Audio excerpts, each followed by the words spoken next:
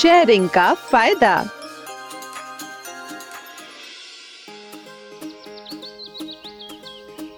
Exam में top करने पर चुन्नू के पेरेंट्स ने उसे नई साइकिल दिलाई थी। चुन्नू साइकिल पाकर बहुत खुश था। वाह, कितनी स्मूथ चलती है ये, बहुत मजा आ रहा है। पास ही में खड़ी मुन्नी अपनी टर्न का वेट कर रही थी। कितने तेज से चला रही हो चुन्नू, अब मेरी टर्न है। नहीं, मैं थोड़ी देर और चलाऊंगा, ये मेरी साइकिल है, मम्मी पापा ने मुझे दिलाई है, मेरा मन करेगा तभी तुम्हें दूंगा। ये चीटिंग है। ऐसा कहकर मुन्नी रोने लगी और घर के अंदर चली गई। मम्मी किसी काम से बाजार गई थी और पापा लैपटॉप पर अपना काम करने में बिजी थे।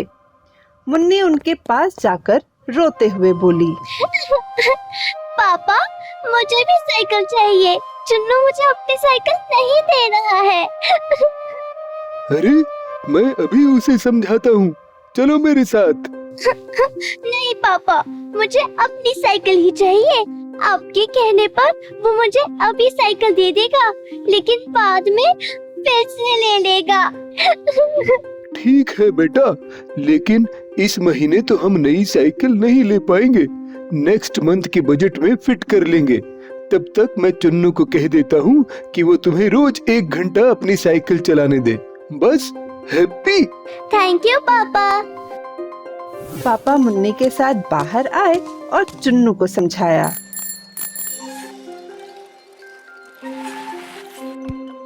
चुन्नू बेटा, ये साइकिल तुम दोनों की है, दोनों बारी बारी से साइकिल चलाओ।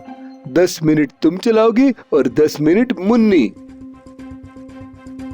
लेकिन पापा, टॉप तो मैंने किया था ना, इसलिए आपने ये साइकिल मुझे दिलाई है। फिर मुन्नी भी बराबरी से साइकिल चलाएगी तो मेरे टॉप करने का फायदा ही क्या? मुन्नी तुम्हारी बहन है, तुम्हारी चीजों पर उसका भी अधिकार है, और टॉप करने का फायदा ये है कि साइकिल तुम्हारी पसंद की खरीदी है, ना कि मुन्नी की। समझ गए? चलो, अब मुन्नी को दो। चुन्नू ने बेमन से मुन्नी को साइकिल दे दी। ठीक है, ये लो। मुन्नी खुशी खुशी साइकिल चलाने लगी, लेकिन अब चुन्नू सैड हो गया था।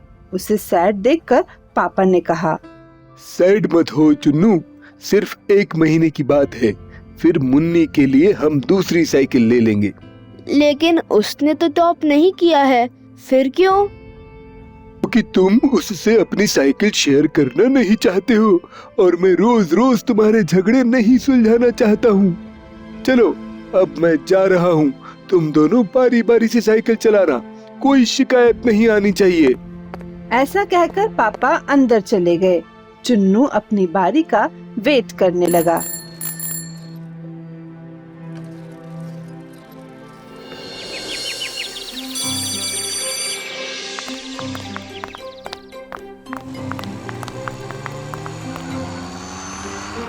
अगले दिन जब चुन्नू स्कूल में सबको अपनी साइकिल के बारे में बता रहा था, मेरी नई साइकिल इतनी स्मूथ चलती है कि क्या बताऊं। एक पैडल मारो तो 5 मिनट तक चलती ही रहती है, गियर वाली है ना। तभी सर क्लास में आ गए और एक इम्पोर्टेंट अनाउंसमेंट किया। बच्चों, सभी ध्यान से सुनो, स्कूल की तरफ से सारे स्टूडेंट्स के लिए एक पिकनिक प्लान की गई है मैक्सवेल वाटर पार्क में। आपके पेरेंट्स के मोबाइल पर इसकी फीस और शेड्यूल भेज दिया गया है। जिन भी बच्चों को पिकनिक पर आना है वह कल तक फीस जमा कर दें और अपना नाम मेरे पास लिखवा दें। पिकनिक का नाम सुनते ही सारे बच्चे खुश हो गए और आपस में खुसर पुसर करने लगे। मैक्सवेल वाटर पार्क, वाह, बड़ा मजा आएगा। वाह, अब मेरी स्विमिंग कॉस्ट्यूम काम में आएगी।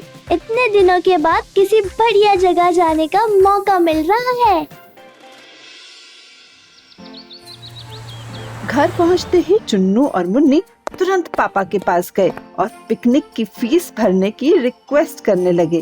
पापा, हमारे स्कूल से पिकनिक के लिए वाटर पार्क जाने वाले हैं, क्या हम भी जा सकते हैं? ये तो सोचना पड़ेगा। मुझे स्कूल से मैसेज तो आया है, लेकिन उसकी फीस बहुत ज्यादा है। प्लीज पापा, हम कभी भी वाटर पार्क नहीं गए हैं, फीस भर दीजिए ना। इस बार तो नहीं भर पाऊंगा, लेकिन नेक्स्ट टाइम पक्के से भर दूंगा। ओके? लेकिन पापा, ये पिकनिक बार बार तो नहीं आएगा ना? क्या हमारे पास इतने भी पैसे नहीं हैं कि पिकनिक की फीस भर सके? है तो सही बेटा, लेकिन तुम्हारी साइकिल भी तो लेना है, और अभी अभी चुन्नू के लिए साइकिल ली है, और अब ये पिकनिक। हमारे पास घर खर्च के लिए एक लिमिटेड बजट होता है और उसी में सारा काम करना होता है। हम बेहिसाब खर्च नहीं कर सकते हैं। पापा की बात सुनकर चुन्नू ने कुछ देर सोचा और बोला, मुन्नी की साइकिल नहीं लेंगे तो क्या हम पिकनिक की फीस भर सकते हैं? बिल्कुल भर सकते हैं, लेकिन क्या तुम मुन्नी को अपनी साइकिल चलाने के लिए दे सकते हो? और क्या मुन्नी नई साइकिल के बिना खुश रह सकती है? चुन्नू और मुन्नी ने कुछ देर सोचा और फिर चुन्नू बोला, ठीक है पापा, मैं समझ गया हूँ। अब मैं मुन्नी के साथ मेरी साइकिल शेयर करूँगा। मैं भी समझ गई हूँ पापा, मुझे नई साइकिल नहीं चाहिए। प्लीज आप स्कूल की पिकनिक की फीस भर दीजिए। बच्चों के ऐसा कहते ही पापा ने उन्हें अपना मोबाइल दिखाते हुए कहा, वो तो मैं कब की भर चुका हूँ, ये देखो। चुन्नू और मुन्नी ये देखते ही बड़े खुश हुए और कंफ्यूज भी। हैं? आपने पहले ही फीस भर दी थी? अगर मैं साइकिल शेयर करने के लिए नहीं मानता और आपको मुन्नी को नई साइकिल दिलाना पड़ जाती तो? तुम दोनों मेरे ही बच्चे हो, तुम्हें मैं अच्छे से जानता हूँ। मुझे पता था कि तुम दोनों अच्छी बात जल्दी से समझ जाओगे। पापा की बात सुन के दोनों हंसने लगे। दरअसल पापा ने उनको समझाने के लिए ये सब नाटक किया था। इस कहानी से हमें ये सीख मिलती है कि हमें अपने पेरेंट्स का घर खर्च चलाने में साथ देना चाहिए और बेवजह नए सामान खरीदने के लिए जिद नहीं करनी चाहिए, समझे? चलिए अब ये पिक देखिए और मुझे बताइए कि ये कौन है। ये है श्रवण कुमार। श्रवण कुमार एक बहुत ही जिम्मेदार बेटे थे और अपने माता पिता के सभी काम पूरी लगन और जिम्मेदारी के साथ करते थे। उनके माता पिता को तीर्थ करना था, इसके लिए उन्होंने एक कावड़ तैयार किया। एक तरफ माताजी को बिठाया और एक तरफ पिताजी को, और कावड़ के डंडे को अपने कंधे पर लाद कर सारे तीर्थ करा दिए। तो ऐसे थे श्रवण कुमार। और अब टाइम है कुछ इंटरेस्टिंग इन्फॉर्मेशन का।